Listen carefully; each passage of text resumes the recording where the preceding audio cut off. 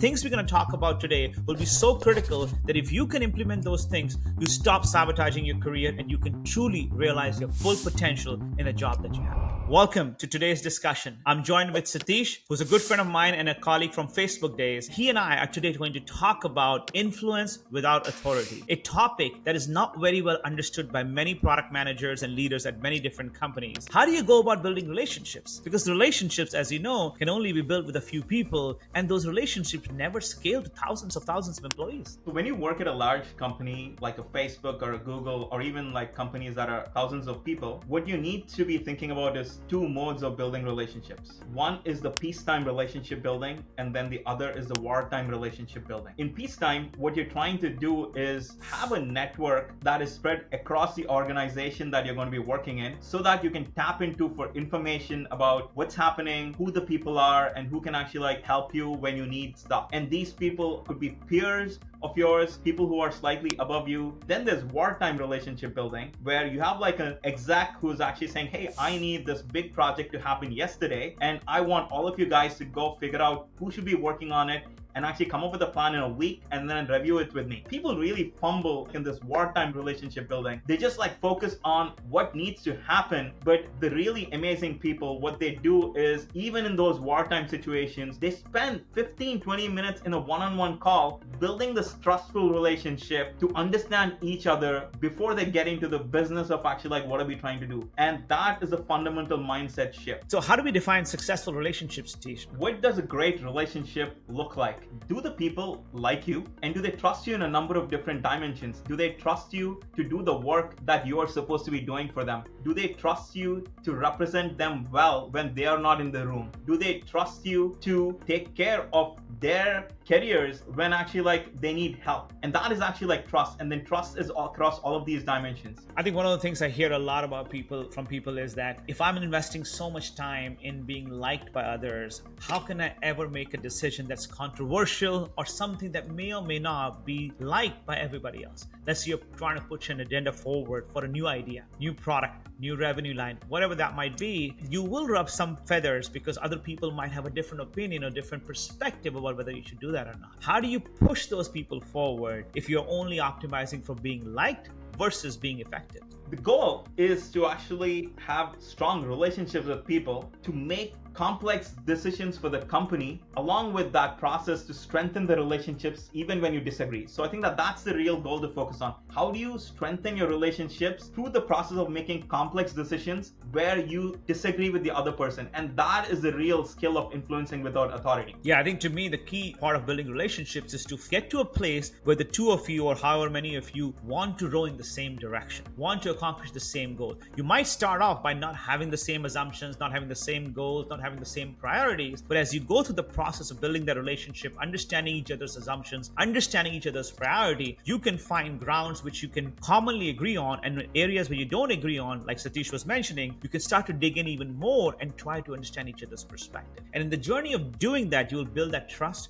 you'll build that understanding, and hopefully you will be able to influence each other to get to the goal that you want to accomplish. Now, one last thing I'll tell you is influencing others doesn't mean you don't influence yourself. Sometimes in the process of going through that influence, you actually learn the perspective you had. You actually have to change that. You probably didn't have the right perspective to begin with. So in the journey of influencing others, don't forget to also influence and change yourself if that's what's needed. Your career, no matter which company you work at, is a multiplayer game. You're not just alone in an island trying to accomplish things. You have to accomplish things together with everybody else. So Satish, why don't you tell the audience what you mean by a multiplayer game and not a single player game? You are part of a larger piece of the puzzle that actually like is in play. What's happening is that you have people who are your own peers, and these could be people from different functions. If you're a product manager, you have engineers, designers, data scientists. The goal of solving the product problem also have their own incentives around building large-scale systems or maintaining consistency of design across the whole app, or actually like doing strategic work that impacts the entire company from data and user research perspective. They have different perspectives that they're actually like trying to accomplish. And then when you start looking upwards across different layers of the company, your managers who actually like have a portfolio of goals that they are trying to accomplish, does the work that you're trying to do ladder up to their portfolio? And then your manager is trying to actually like align with the goals of the org leaders actually, and then you rowing towards accomplishing the goals that the org leaders are setting up. Again, you have the span across different different functions. And then you have other organizations who might have conflicting agendas towards actually like your own organization. And you need to understand all of these dynamics that are at play and then figure out how do you find the right way to solve different problems that creates win-win situations for everybody. Figuring out that you are one player in a large number of players in the company, and then how do you make win-win for everybody versus just for yourself. As a product manager, nobody reports to you.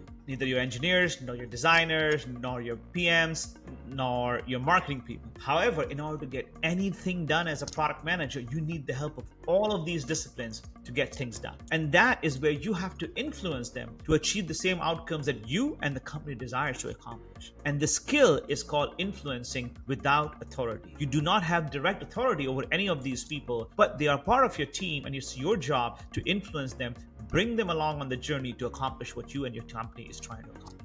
Treating all decisions as equal and not recognizing that different decisions have different impact on career trajectories and product impact. Not all decisions are equal, and the complexity of the decision that people are trying to drive should determine what type of process they need to run, how many people they need to involve, what level in the organization the decision needs to get made at, and people need to like recognize that and then account for that. If you look at how decisions can be more complex, there's a scale of impact that the decision might have. Is it actually like just one feature that you're impacting, or are you changing the entire product, or is it an advertiser experience, or is it going to change the entire ecosystem of the marketplace for landing the impact you want to have? Not recognizing that you have to run the right process to make sure that the right decision by the right people gets made in the right amount of time. At the end of the day, organizations are human systems trying to make rational decisions. And in order for us to actually make great decisions, all of us need to do is have great interpersonal communication skills, which means that we are 100% present in the moment. We are great listeners trying to understand other people at different levels, whether it is the facts or actually like what emotions they are going through. Being able to speak extremely precisely for the outcome we want to land versus whatever we feel like saying at that moment, and being able to navigate crucial conversations when things are actually like starting to get heated up. And that is actually like what is completely necessary to actually get good outcomes.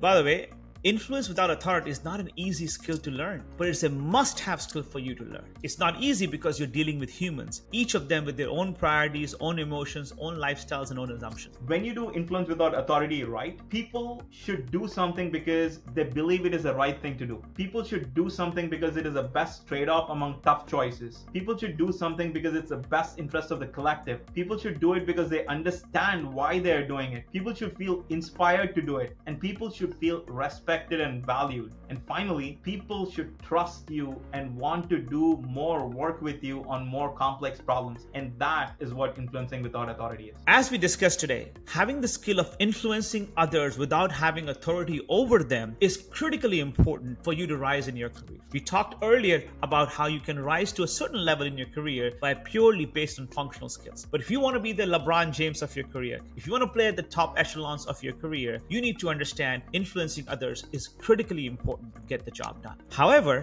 influencing without authority is equally hard. We must recognize that we're dealing with humans who have their own priorities, own emotions, own objectives to accomplish. And navigating that maze with other human beings becomes really, really hard if you're not paying attention. Influence without authority sounds cool and sounds simple, but what makes it really, really hard? It's because you're working with highly talented people with diverse opinions and different interpersonal skill levels. You have people with different incentives across different organizations. And then you need to collaborate with a large number of new people with different skill sets. And then there are hidden power structures and political styles that you have to navigate. And there's human psychology and decision models that you need to understand to be able to bring people along. All decisions eventually are extremely complex and have nuanced trade-offs. And all of this makes influence without authority really, really hard. It sounds like a lot of work, Satish. And it is, right?